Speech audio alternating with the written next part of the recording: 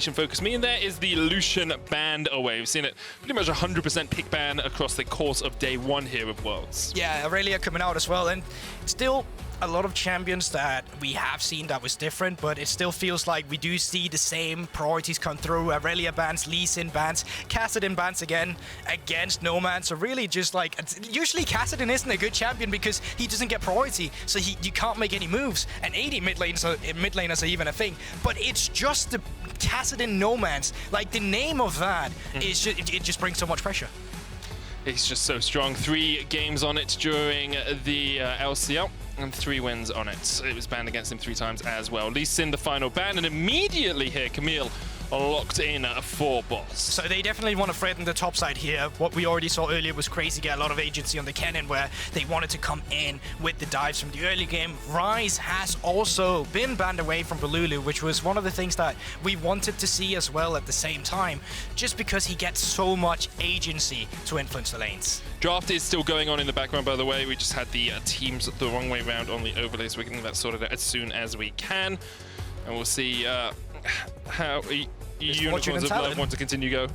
And that looks like Misfortune finally getting locked in, at least from what I saw on the, what I assume would be the draft behind the players, and Talon also being locked in. So the second Talon we get to see today, 100% win rate, Medic.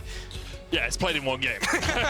Sure, Zed has a 0% win rate as well. Yeah, what about Champion? It's true. But yeah, Talon here for Galatasaray. Of course, it was Steel that played that earlier today.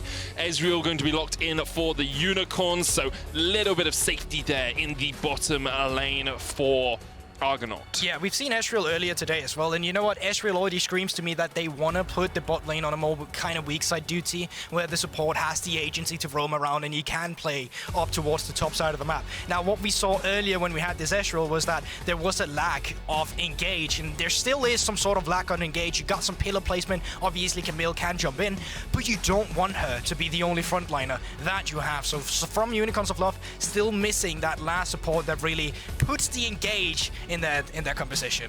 Yeah, Ananasic's going to fall onto his Trundle here, though. 4-0 across the course of regular season.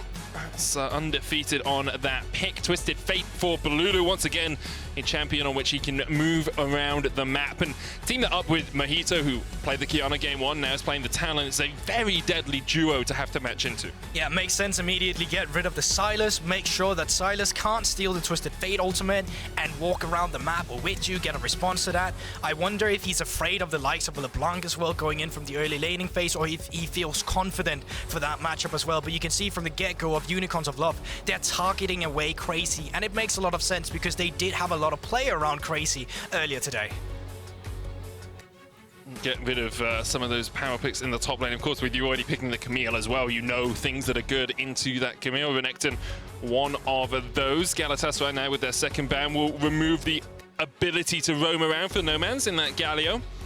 Of course, have gone to Santa's in the bottom lane as well. Has a 20.8% duo proximity in the 6 games he has played on Galio this split. Jay's coming in as the last one, so just making sure that this Camille can get as free as a lane as she wants to. But, you know, the likes of Fiora is still up. We've already seen it once. Does have a decent matchup into the Camille as well. So if you do want to play that side lane, is still an option to come into this one. Another champion we really haven't talked about for ages due to patches is also Gwen. I'm not going to stop it there because it is obviously only a hover, and you can just pick your support here if you want to have the counter pick for top. Looks like the Gwen might be locked in here, though. Crazy's going to take that up towards the top side. Does give you that AP threat, does a huge amount of work. And of course, Gwen is immune, so it can be pretty difficult to lock down in these games. Unicorns now have to look at their support and their mid lane and decide where they're going to unlock their picks. Yeah, so there's 2 options you can go for Unicorns of Love here. Either you go for a champion where you can shove in the waves against the Twisted Fate and keep it under his tower, or you go for the aggressive option and go for a champion that can kill him at the same time. Now, with Amuma still being up, they see it as such a big threat with the Misfortune that they want to take it away from them, but there still is a lot of these engaged champions that Galatasaray can opt for themselves. That's an Aurelian Soul Hover, and while I agree that would be super fun to see, don't talk about that. I think he's going to go back to this aggressive style we saw earlier, where you want to kill the Twisted Fate. You want to make sure that when he's dead, he can't roam. Yeah, the Blanc will be locked in. Twitter, come on, Aurelion Sol though.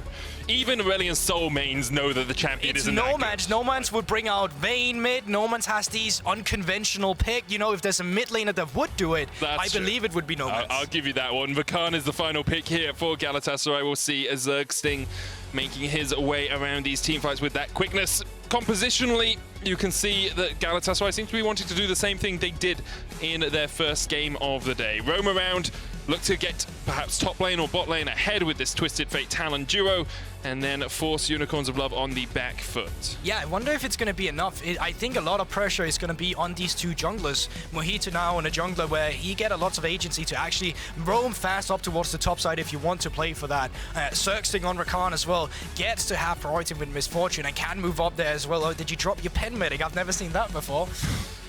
No, they can't see it. They don't need to know that I dropped my pen on the floor.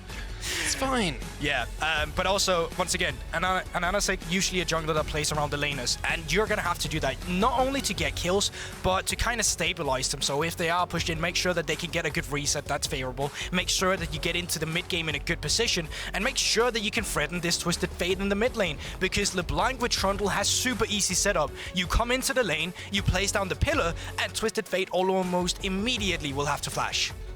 Yeah, it's so difficult to get away from that pillow, especially as you don't have a dash on the Twisted Fate. We're going to get on into our final game of the day. Galatasaray trying to make it a clean 2-0 on day one. And pretty much, I'm not going to say lock their spot in at least a knockout match, but pretty much guarantee themselves a tiebreaker if they beat the Unicorns of Love here, because of course UOL would be 0-2 and Galatasaray would be 2-0.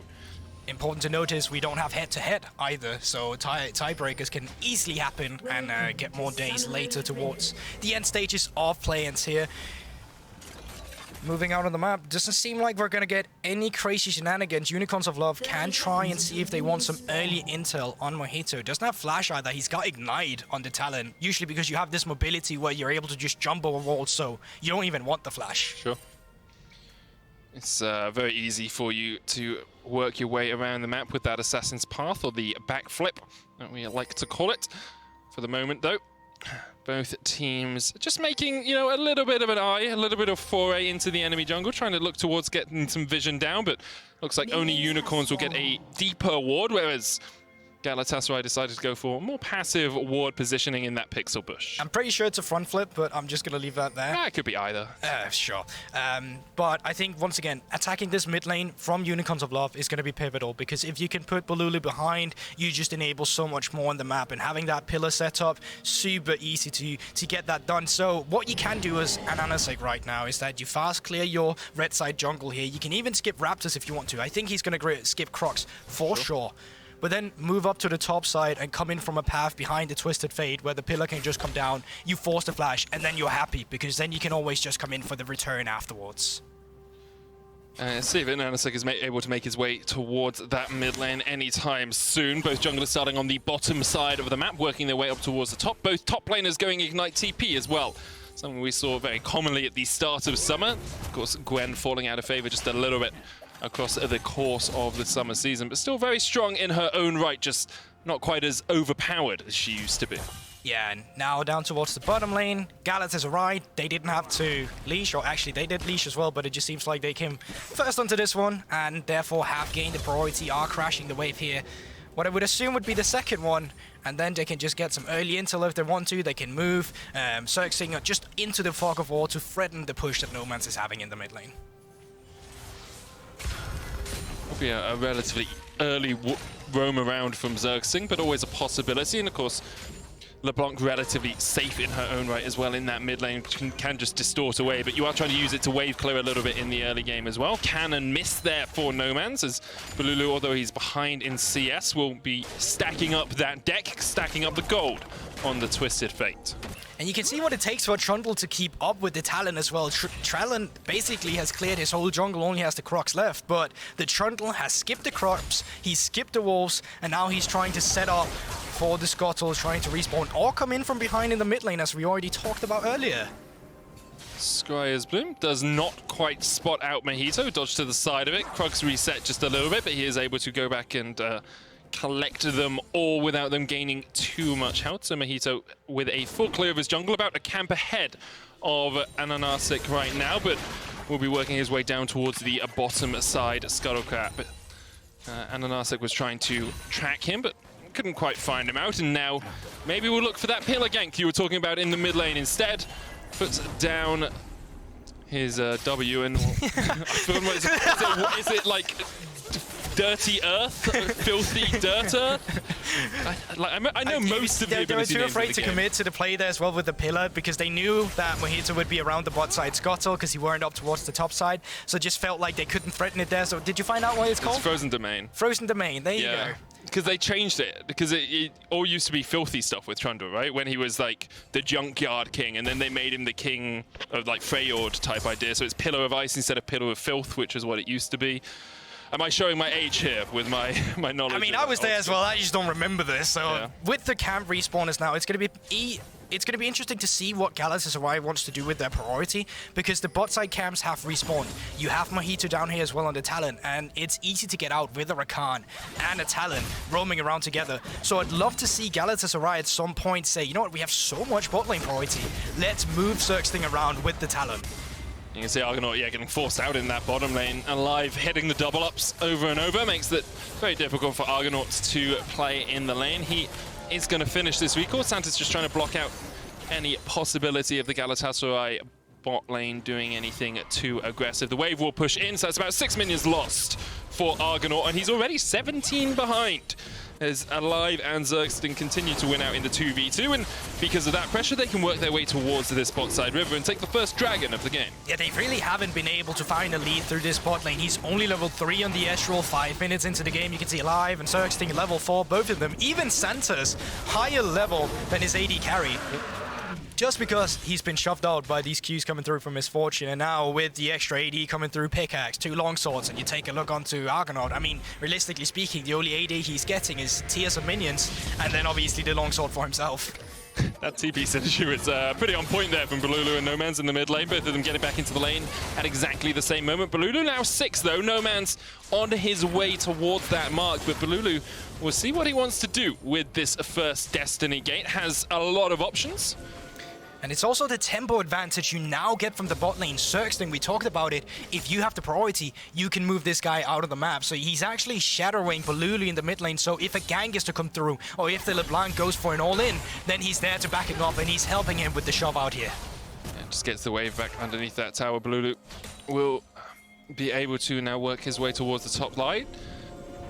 Ananasic spots it out. Mojito waiting around the wings here as well. Boss, of course, no flash, but hookshot wall dive is a pretty easy escape tool for a Camille in this sort of situation. And with the possibility that No Man's was working his way up towards the top lane, it's pretty respectful there from Galatasaray to back away. Yeah, you're completely right, Medic. Even though Balulu could follow up with the Destiny Gate, minion wave just wasn't pushed in, so they didn't want to risk losing resources if a fight were to go back. And we can take a look at the gold right now. I want to look at the 280 carries because that's pretty much where gold lead has come without no jungle attention. This has just been the 2 bot laners against each other in the mid lane. Surprising to see as well Twisted Fate actually being up here. Obviously he does have that passive where you get some extra gold, so it is quite natural from the champion, but this mid lane with the LeBlanc and the Trundle, it just haven't worked out yet, and at some point you have to find a lead as Unicorns of Love, because a man advantage will be created with the Twisted Fate at some point, with the bot lane priority that we continuously see from Galatasaray. I think Galatasaray are very happy to play this sort of style, like wait it out,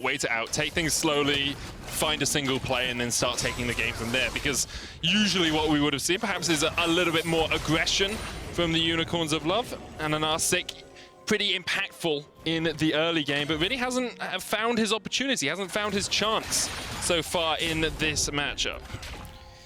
Well, I think, yeah, you can definitely see it between the two, but it just feels like they're less willing to create plays this time around. They're taking it way more slow, and it might still benefit Unicorns of Love in some end, because Camille, I mean, famously known for being a champions that want the 2 first items to actually get out there as well. But you talked about the individual lead, and you're completely right, because it hasn't been to a point where they continuously have been able to just push in the lane and counter jungle, but it's also due to the champion that Mojito is now playing. These stats that you just finally displayed did not exist before, because it was not the type of champion that he had to play before either. Now he's more about playing around the lanes, and has actually started up the Rift Owl. Ananasic might miss the fact that Mojito is doing this. Blast comes up, now works his way across. Santos is on his way as well. Both supports roamed around, as you say, Zergsting. But Alive has joined this fray, so it will be a man advantage for Galatasaray if they want to take this fight. And Anarsic continues to step forward, has to subjugate, has that level 6. Boss trading with Crazy off towards the top side. Hallowed Ground going to do a lot of work. Rift Herald secured, Boss jumps away. And, oh, flash forward here. There's the stun card. They're looking for Boss. He's already used the hookshot wall dive. Hexagon made him coming out as well. Boss is ticking. And the Ignite will not quite be enough to secure that kill. However, the Rift Herald will tank up this tower. Santa's coming in from the side. No Man's there as well. There's the first bandage toss. Zergsting is low bullet time, gets the first kill. Second and third go over to Galatasaray, though, as an Anarsic is now underneath the tower. We'll be able to get one in response, but that's a great play there for Galatasaray. They get the Rift Herald charging in. They get 3 plates in the top lane, and they manage to pick up 3 kills. Yeah, so they're still going to get the plates here. The gold is being shared, and down towards the bottom side of the map, Argonaut is finally getting some gold for himself. He's still 800 gold behind just because of the kills that Alive was able to pick up there. So still a very good fight coming through from the side of Galatasaray. And when Destiny Gate is up and available again, you got more champions to actually try and engage on. Now you have the mobility of the talent, and you can attack an Anarsic in the jungle because he no longer has flash on the Trundle.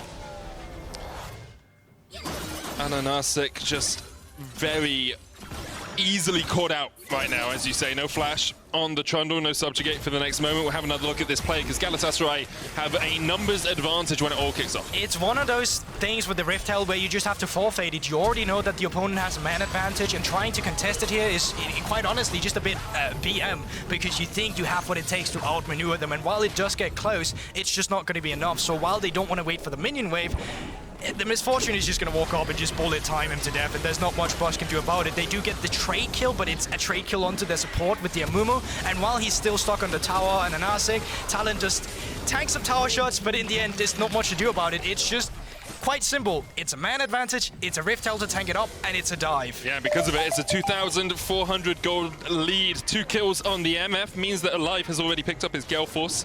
It's in a very strong spot on this Misfortune, and Galatasaray with their 3rd objective of the game. Rift Herald, 2 dragons. Really doesn't look like Unicorns of Love have a way to answer this right now. No, it's definitely a problem, and we know that Galatasaray, they like to take it quite slow. They don't mind just waiting around for these next types of objective, but I would love to see them come in here finally with the Talon Rakan jungle support duo that we talk about. Steal away the camps, get this deep vision so you can continue with this priority that you now have. And once again, remember, an Anarsic, no flash under Trumbull. You have to expose that. Well, right now it's Crazy who will be the target of Unicorns of Love's attentions. Destiny available for Balulu. Crazy underneath the tower. Hallowed Path coming in. There's the gate as well from Balulu, looking for the Sun card. Will lock up one. Santa's shot to the tower. Crazy survives. Balulu pops the stopwatch. No Man's coming in. Flash into the distortion. Gets enough damage to kill off Crazy, but Anarsic now on the wrong side of the rift. He's dead. Boss, you dive too deep. You have died too greedily. Another kill. Oh, wow. No way. Galatasaray just all over the map. They're just wiping the floor with the Unicorns of Love. They're mopping them up. And that's the individual lead we always talk about with Galatasaray. I mean, Mojito might even go for another. Shadow Assault will slow him down, and No Man's able to distort away. Should be able to get to safety here underneath this tower. But in the end, very, very destructive fight once again from Galatasaray. It's Unicorns of Love trying to find the leverage back into the game, but they just don't have the priority to do so. While the Talon and the Rakan was clearing vision out down in the bottom side, they're so mobile. You jump over a wall, Rakan jumps with you, another wall, another one goes with you, and then Balulu, obviously with the Destiny and Gate, just seizing it and finding the kills. And now you can get the resets out, you can start attacking these camp respawners, so you can just wait these 3 minutes for the next objective or the Drake or the second Rift Herald that also is about to spawn soon. That's a 5,000 gold lead for Galatasaray at the 12-minute mark. Well, 4,500 if we're being precise. Here we as the go. TP comes in, and you said you wanted to see more action from Galatasaray. Well, they are pulling the trigger at every opportunity, and they are firing shots at Unicorns of Love. No Man's forced away. Santa's trying to dodge away as well, but No Man's ticking down with the Ignite will die to the cards. The deck is stacked against them as Galatasaray continue to push forward. And that's another kill in the books for the TCL representatives. 2.5 minutes on that Ocean Drake. They are in a very strong position to start getting towards that soul. I mean, it's a very early soul as well. It's like a 20-minute soul. Definitely, and you know, just look at the vision control as well from Galatasaray. It was already put out before the fight started, and now with, once again, you taking control of the jungle, Raptors respawning, Crux is going to respawn as well, but you just not getting any leverage or any extra golden experience, so now we finally start seeing Mojito excel himself in the jungle. And the problem for Unicorns of Love is, unless you hit either a chain or a bandage toss, this is what's going to happen. You're going to chase and you're going to chase after Mojito, and you are going to die because you chase. You can't lock down a Talon. Destiny coming in from Balulu. Ananasic, third time he dies in 14 minutes of action. He has been totally shut down. This is a pick he was undefeated on in his home region. Now he's sitting at 1-3-2. Yeah, it's not the first time today, though. We're hearing about undefeated champions go defeated finally when they face a stronger opponent, and Galatasaray, they're just excelling that pressure. We talked about the windows that you would have on Ananasic. He finally has that flash up, so now you get some, I mean, extra breathing room. You're going to have to flash again at some point if this keeps up. But even at the same time, Unicorns of Love, they struggle to find a response because right now they don't have a single winning lane, so there's no way for you to force yourself up through a lane or through the bottom lane or whatever. You're just losing out everywhere on the map. Santa's trying to find something, but Mojito very easily just dodges away from it. It is a 6,500 gold lead at the 15-minute mark. And the Unicorns, well, they're going to start up the Rift Herald, but you got to be a little bit wary because Galatasaray could probably take this fight at a numbers disadvantage. Because Balulu's backing away, because Mojito's just reset, should be Unicorns to secure. That is the first neutral objective they have garnered this game. Yeah, it's one of those things where TP no longer off for Balulu, Destiny Gate neither, so as soon as Unicorns of Love got to be first on objective, great. The problem with being the team that's behind and having the Rift Herald is that you rarely have the setup to commit to it to a tower, so quite often you'll just have to drop it in a lane and then hope that you're going to be able to take it. But in the top side, you are finally starting to see some light because the Crazy was down so long towards the bottom side earlier. Boss has been able to finally get a turret taken down. Yeah, and he's actually the only player on his team that's even in gold with their opposite man apart from the supports. Look at that mid lane difference. 2,100 gold. Balulu is ahead. He is absolutely farming up champions and CS in this game. And now with the Ocean Drake up in 8 seconds, expectations are that Galatasaray will set up around it. I will say, Goldborg, you know what this is getting me really excited for? Yeah, go on. Final game of day 2. You know who it is? No, who is it? Galatasaray versus C9. That does already sound like a banger. Honestly, with how Galatasaray are playing, I'm wondering if they can challenge for first in the group. It's going to be a close one as here they go once again. And the bullet time comes out, and Unicorns of Love have to flash like Neo from the Matrix. Boss coming in with the Hexagol Ultimatum, but the TP's going to join them up. Alive was the target there for Boss. He manages to survive for a very long time. In the end, he will fall. And Galatasaray with a flank TP from Crazy managed to pick up 2. Yeah, strong team fighting as well, once again from Galatasaray, and while they finally picked up some with low HP bar, Nomad's just distorted right into the wall. I couldn't get over to finish it off, and that does leave Galatasaray with, once again, a 1 fight and the perfect setup for the Drake, which is Soul Point. And by the time this is going, the next Drake will be up at 23 minutes, or 22. And no one's having a difficult day today. Remember Oriana getting caught out a couple of times in the first game they played here. Mojito will secure this. Doesn't actually have the smite, but able to take it in time. That's the Ocean. And as you say, a 22-minute soul. Let's have a look at this Axe replay as Unicorns of Love perhaps think they can find something on the turnaround. Yeah, I mean, I think they're close to doing a TP coming in as well. You can actually see the amount of damage you get from the True Shot Barrage here. It's actually quite immense. Nomad's then can't really dash over the wall, and that means that there's no follow-up for Crazy, who does jump onto Alive. They finish it off last second, but it cost you so much. And then Crazy is finally able to join the fight with his own TP. Then you're overextended, and then you're just getting picked off. It's just these small things that really can affect how your team's chances fare at Worlds, especially in single round robin, especially in best of 1. You have 4 chances to prove yourself. Unicorns at the moment sitting at 0-1 after their loss earlier today. Perhaps heading towards a 0-2 scoreline. I mean, would be a pretty big comeback if they were able to fight back from 6,500 gold behind. I mean, you can't come back unless you are behind, right? So at least they got that going for them so far, but I completely agree with you, Medic, because it just looked hard for them to find any leverage. And normally we'd say, okay, let's try and attack a side lane, let's try to catch them off guard. But the problem is, if that person is not Twisted Fate, he's going to collapse as well. If you're not fast enough at killing someone, the talent is going to be there before you even know it. There's just so much mobility that makes it hard for you as Unicorns of Love to find any leverage back into this game. And you can see Galatasaray, I'm actually quite impressed with how respective they are playing, knowing that the only win condition from Unicorns of Love is to get back in and find a pick. Crazy. We'd usually see him get picked off here.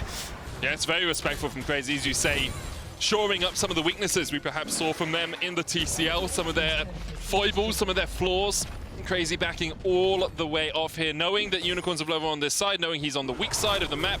Xerxing is going to come across, so is Alive, to make sure that this tier 2 doesn't fall too easily. But while all of this is happening, Balulu, who has TP, is splitting up towards the top side. He backs away now, just in case he needed to TP to this fight, but because now Unicorns of Love have backed away, TP's expended from No Man's there. That might... I mean, the thing with that TP is you've got 2.5 minutes on an Ocean Drake, and so you're saying we have to have No Man's at the Drake before it starts. He can't be splitting somewhere else, but because you expend that, now Balulu could split push, pull No Man's over to that lane, and it makes that Dragon a lot easier for you to play for. Yeah, it can make it awkward because then you have to send your Camille into the Twisted Fate, which, I mean, it's still viable, and Boss will have his TP up for the Drake fight when it finally comes through, but you're right about the point going into it. I like still what Unicorns of Love did. They realized as soon as Balulu went into the Fog of War, this guy either has Destiny Gate or the TP, sure. So we need to back off immediately, not over-forcing for the tier 2 turret, because if they did that, they would have almost immediately gone down to the team fight that was about to come. And right now, what you do as Galatasaray is that you need to clear your top sides. Jungle, you need to make sure that you have got all the resources on your half on the map. And once that has happened, then you start moving into the enemy jungle, right? Then you start getting the control around the Baron and solidify yourself on the map, because then you can threaten the Baron, move down to the Drake, and just keep Unicorns of Love in a pinch where there's so many objectives that they need to be wary of. It's about a minute 30 before that Ocean Dragon spawns. Let's see where we are in terms of items across the board.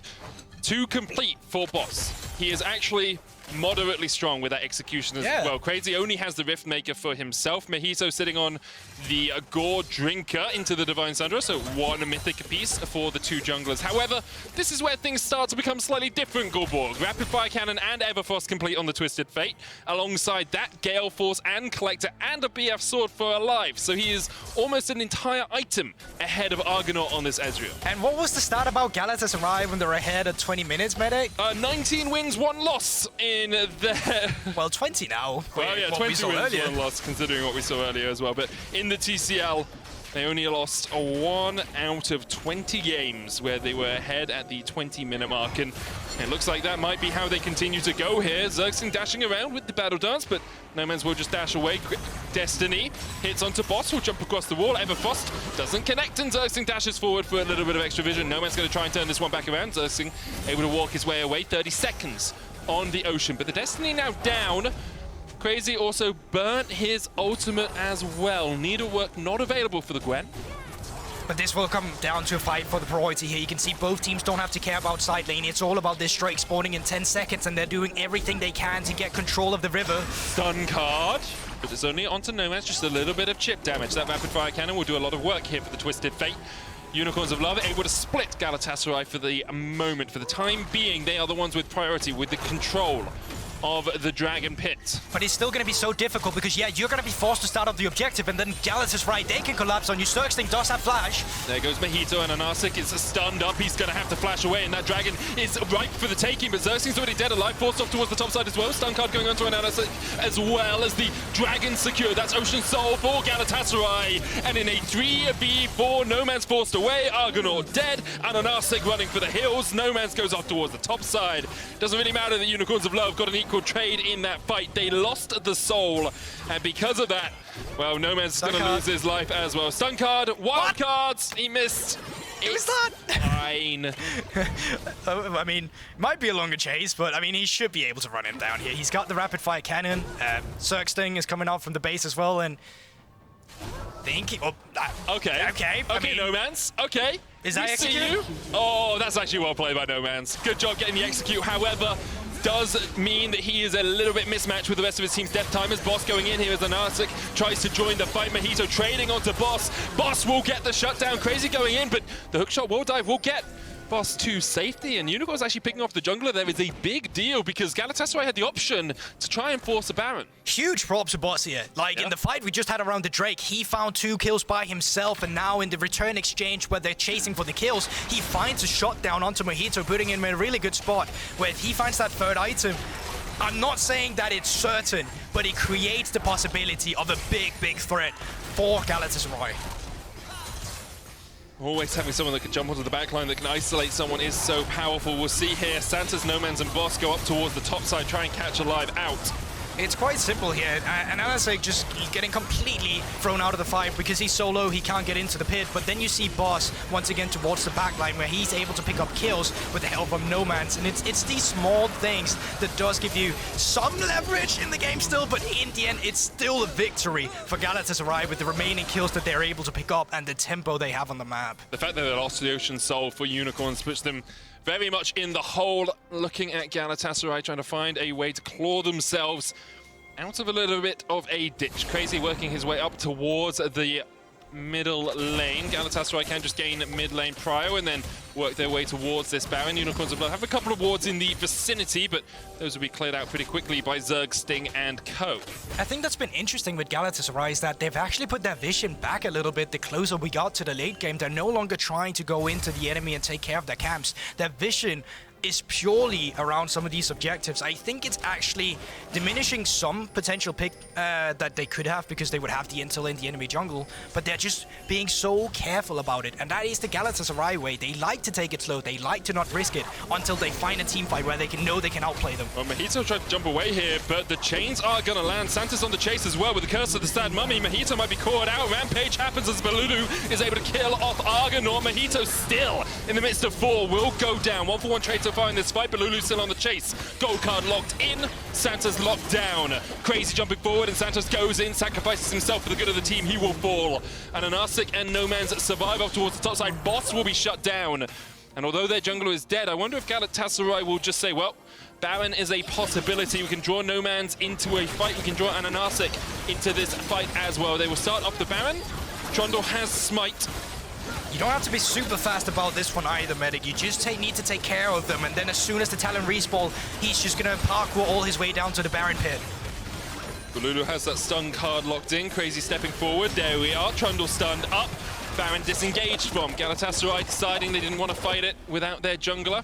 Nomans does have that Banshees, is able to jump away. The exhaust going down, and Alive is on the chase. Nomans dashes back straight into the waiting arms of Balulu, who will secure his 5th kill of the game. Of 19 kills, he has been involved in 16 of them on this Twisted Fate. It does slow down a potential Baron, but Balulu, he does have TP. Does yes, exactly. He's just gonna go for it immediately. I mean, you have more members now. You can still contest it. And Anarsic, no flash though, so they need to find some sort of way to get into the pit or some sort of CC chain to kill someone. Santos does not have Curse of the Sad Mummy. It's about to come up, cooldown, and the bullet time will kill off Argonaut before Unicorns of Love really had a chance to approach. Baron down to 2,000, and Anarsic without flash, without a way into the pit, will have to give this one up. Galatasaray, Ocean Soul, 9,000 gold their advantage. Baron buff for the next 3 minutes. We'll be looking to close this one out and end day 1 undefeated. Yeah, so methodical about it as well. I mean, outside of Mojito really being in a position where it's easy to catch him off guard, the rest of the team is doing such a good job at splitting off the opponent. So Crazy finds the pick onto Argonaut, and then it's really easy for Balulu to join in with the rest of them. And then Xerxley just finding so many charms with the quickness, allowing his team to catch up and, you know, just take care of the rest of the fight really here. It's very difficult for Unicorns of Love to do anything because of the range of those stun cards. Galatasaray now pushing in the bottom lane. A minute left before that Elder Drake spawns. Unicorns of Love have only picked up a Rift Herald. Of all the neutral objectives in this game, they got 2nd Rift Herald. At least it's something. I mean, it is something, but when you're 10,000 gold in the hole, perhaps you'd be hoping you picked up a little bit more throughout it. Double up is going to land there onto Argonaut. He is forced back underneath this tower. Single auto attack takes him down to half of his health pool. Boss forced down towards the bottom side of the fight. Meanwhile, Crazy continues to split push, continues to pressure by himself. This cannon minion and Alive doing a lot of work to the tower, and that is the mid lane inhibitor tower down. No Man's jumping forward, but Lulu continues to have that gold card of death locked above his head, and as soon as it goes down, Unicorns of Love can step up. There's just nothing they can do about it. The waves necessarily not even that saying. Crazy was taking care of the tier 2 turret while the rest of them was just knocking down the inhib tower. Now as a 5-man unit, they're just gonna take care of the last one down towards the bottom lane. So here's the problem if you're Unicorns. You see that damage No Man's just did? It's gone already because Galatasaray just healed up straight away with the Ocean Soul. They then get a kill onto Santos. They then get a kill onto Boss. And Galatasaray, the TCL representatives, are looking to close out the day undefeated. 2-0 is the scoreline that will be read tomorrow by Shocks. Galatasaray in such a strong position as they continue to push in. Double inhibitors down. Baron buff remains for 50 seconds, and Ananasic, No Man's, and Argonaut really can't defend against it. Second Nexus tower goes down. Galatasaray, defying many's expectations, go undefeated on day one. It's huge for Turkey. We're talking about a redemption run from MSI, and now 2-0 on the first day of play-ins in a lot of games where people did not expect them to come out on top. Unicorns of Love, we're talking about them because of last year. They made it into the group stage as well from play-ins. And I gotta say, they are evolving throughout the day in terms of how dominant they were. The first game were a bit slow, but coming into this second one, it was 29 minutes. The average game time on wins of 33 minutes in the TCL, and they did even better in this one. Great performance all around by Galatasaray. Unicorns of Love, of course, be dismayed with the fact they're sitting 0-2 after day one. Yeah. A long road back for them. They still have, of course, C9 to play, Beyond to play. Not the easiest of opposition for the Unicorns of Love. Galatasaray, though, I will say, definitely surpassed expectations. I think a lot of people looked at this team and said, hey, they're great individually, but their synergy, their map play isn't quite at the level of some of the other teams in this group. I completely agree, because I was that person.